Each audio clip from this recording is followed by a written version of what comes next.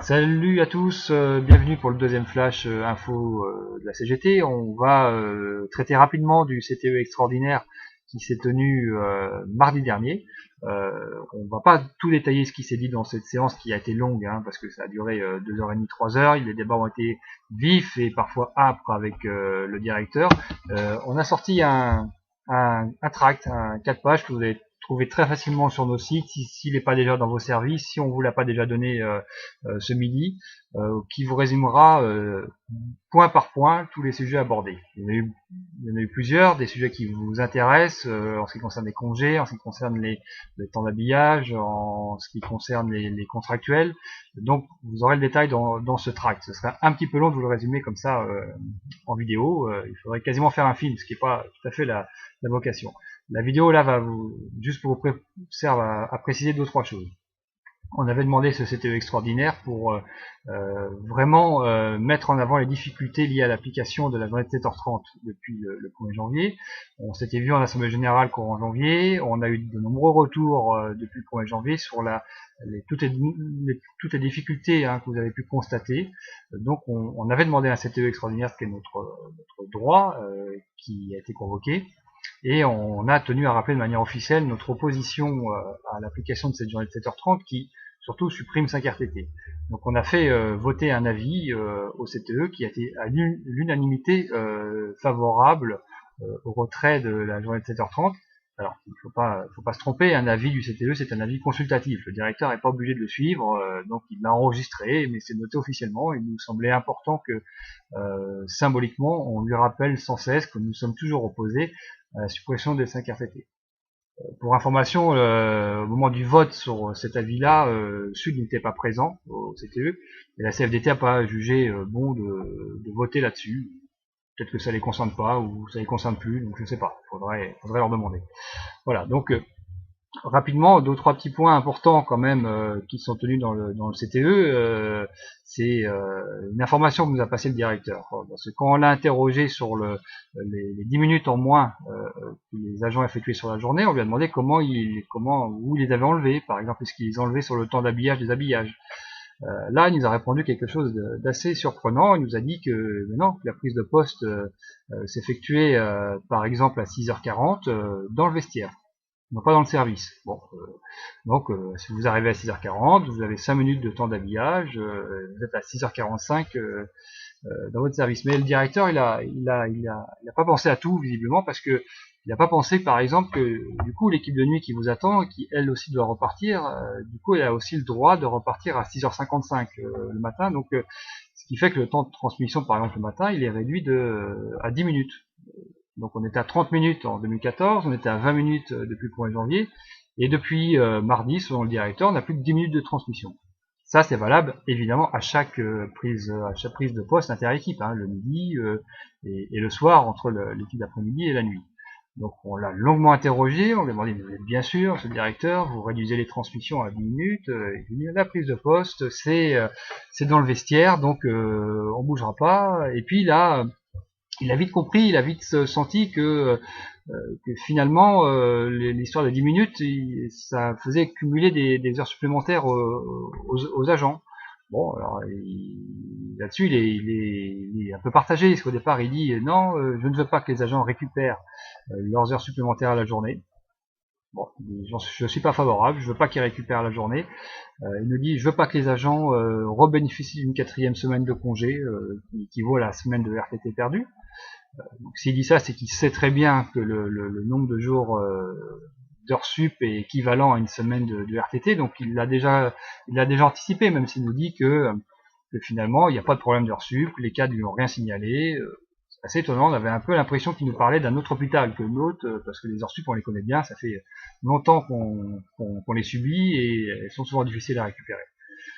Bon, il s'est rendu compte en cours de séance que qu'il n'avait pas été très clair, donc finalement il a fini par dire que, sauf cas exceptionnel, les agents pourront récupérer leur journée d'heures supplémentaires à la journée.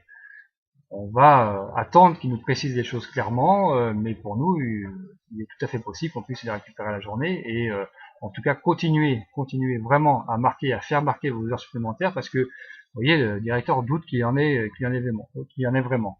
Donc, il nous a dit qu'il ferait un bilan au bout de 3 mois sur l'application de la journée de 7h30.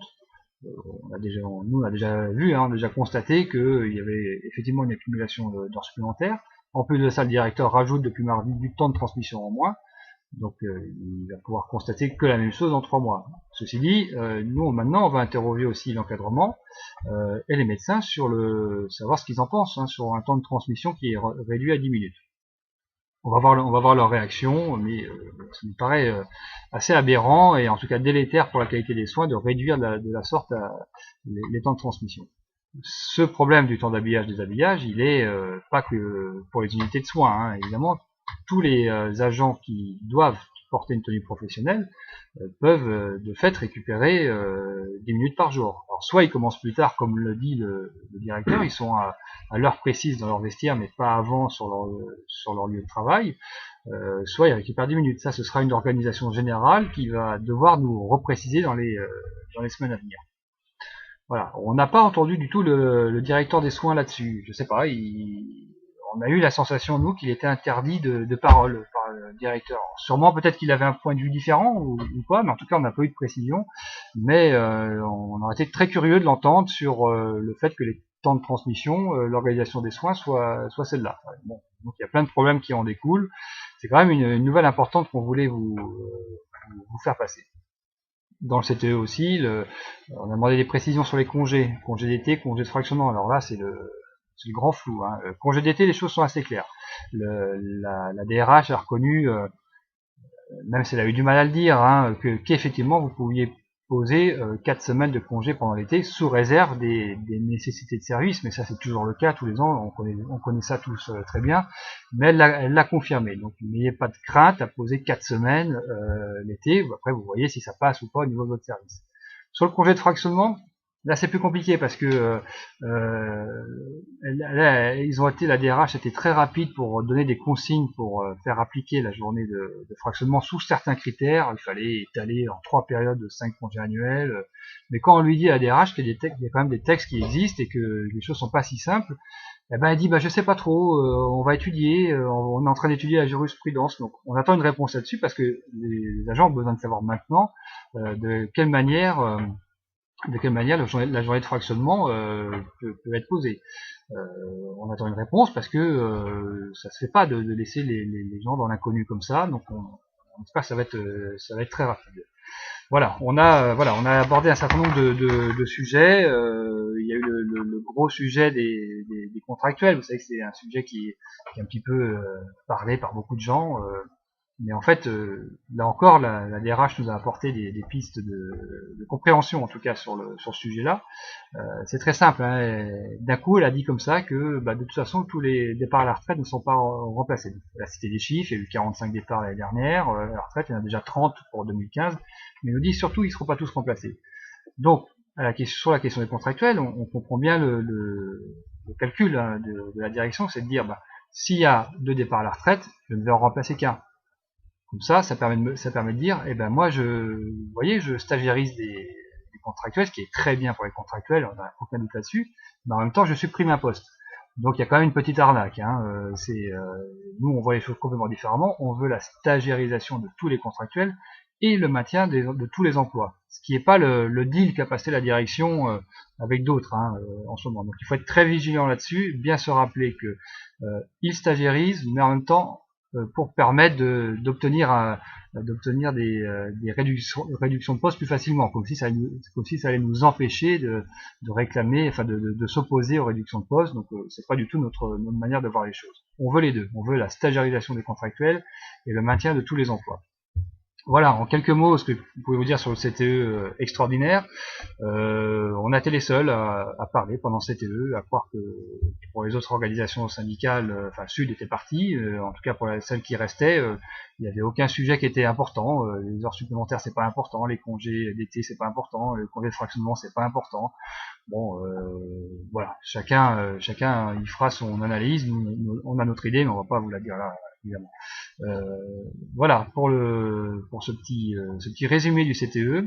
On a plein d'autres sujets qui sont en cours de réflexion. On essaiera de vous faire des petites vidéos peut-être plus courte que celle-là, parce que on est déjà à 10 minutes, et on vous fera des petites vidéos sur des sujets particuliers, sur les commissions paritaires, sur l'ouverture des comptes épargne-temps. Enfin, il y a plein de sujets comme ça qu'on aimerait vous développer. Donc on espère faire ça très vite. Voilà, on vous dit à très bientôt, et puis on lâche rien.